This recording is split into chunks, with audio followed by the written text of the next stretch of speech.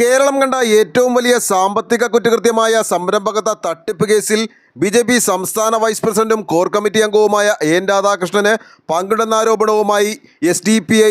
പ്രതിഷേധ മാർച്ച് നടത്തി.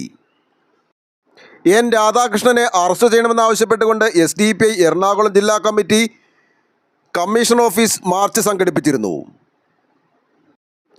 എസ്.ഡി.പി.ഐ. സംസ്ഥാന സെക്രട്ടറി എം താഹിർ പ്രതിഷേധ മാർച്ച് ഉദ്ഘാടനം ചെയ്തു. ജില്ലാ വൈസ് പ്രസിഡന്റ് സുധീർ ഏലുക്കര അധ്യക്ഷത വഹിച്ച മാർച്ചിൽ ജില്ലാ general secretary K M Latheef, സെക്രട്ടറിമാരായ N K Noushad, Babu Vengoor, Nasar Elamana, secretariat അംഗങ്ങളായ കെ മുഹമ്മദ് ഷമീർ, അറഫ മുത്തലിബ്, സിറാജ് കോയ, ജില്ലാ കമ്മിറ്റി അംഗങ്ങളായ ഷിഹാബ് പടനാട്ട്, ഷാനവാസി എസ്, സനൂപ് പട്ടിമറ്റം, മണ്ഡലം പ്രസിഡന്റുമാരായ അൽത്താഫ് എം എ, സൈനുദ്ദീൻ പള്ളിക്കര, അഷ്റഫ് പള്ളുരുത്തി, സാദിഖ് ഏലൂക്കര, സുബൈർ തുടങ്ങിയവർ മാർച്ചിന് നേതൃത്വം നൽകി.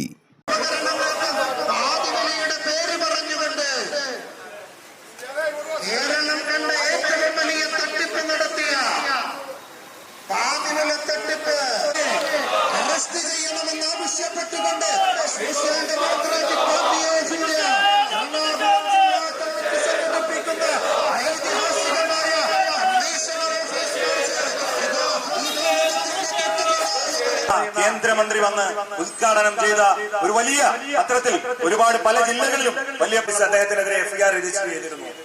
പക്ഷേ കഴിഞ്ഞ ദിവസം കേരള പോലീസ് തന്നെ കേരള DGP ഈ കേസ് ക്രൈംബ്രാഞ്ചിനെ ഏൽപ്പിച്ചതിന് ശേഷം ക്രൈംബ്രാഞ്ച് പ്രഥമ റിപ്പോർട്ട് ഹൈക്കോടതിയിൽ സമർപ്പിച്ചുകൊണ്ടാണ് ഈ തട്ടിപ്പ് നടത്തിയത്. എന്താണ് CSR ഫണ്ട്? ആരാണ് ഈ CSR ഫണ്ട് നൽകേണ്ടത്? നമുക്കറിയാം, വൻകിട കമ്പനികളാണ് ഈ CSR ഫണ്ട് നൽകേണ്ടത്. എത്രത്തോളം എന്ന് പറഞ്ഞാൽ 500 കോടി രൂപയുടെ ആസ്തിയുള്ള കമ്പനികളാണ് CSR ഫണ്ട് നൽകേണ്ടത്. 500 കോടി രൂപ ആസ്തിയോ 1100 കോടി രൂപയുടെ വിലയ്ക്ക് പലചരക്ക് സാധനങ്ങൾ അവർ വിതരണം ചെയ്തു.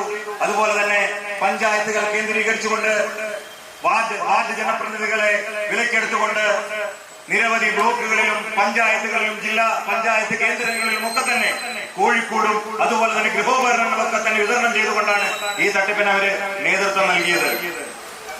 നേരത്തെ പറഞ്ഞല്ലോ, ഏറ്റവും കൂടുതൽ വഞ്ചിക്കാരായ അടിസ്ഥാന ജനവിഭാഗങ്ങളാണ്.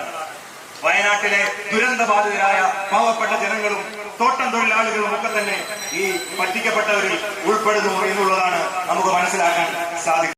ആലുവ ലൈവ് ന്യൂസിന് വേണ്ടി സിദ്ദീഖ് കാരക്കാടിനൊപ്പം സനൂപ് കളമശ്ശേരി.